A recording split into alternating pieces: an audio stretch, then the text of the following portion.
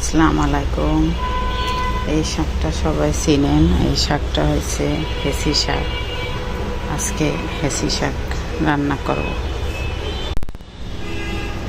আজকে বাজার থেকে 4 মুঠা হেঁচি শাক আনছি। এরকম শুধু মইন মাথা, মইন মইন মইন মইনের মইনটু নেই, শুধু এই যে পরের অংশটু শুধু এই যে এরকম করতে হয়। পরের অংশ এই যে আমি আজকে অনেক শাক নিয়েছি।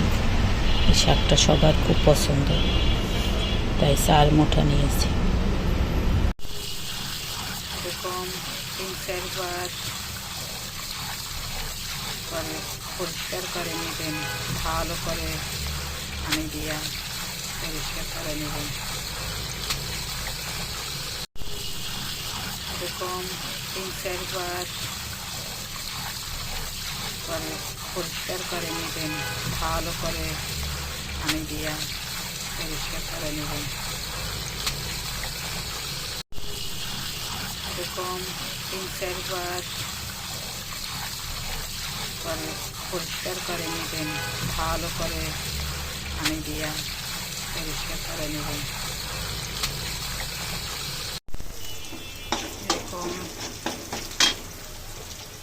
এরকম ছোট্ট ছোট্ট করে কুচাইয়ে নিয়ে তারপর এরকম পেঁয়াজ রসুন দিয়ে শাকটা বসালাম।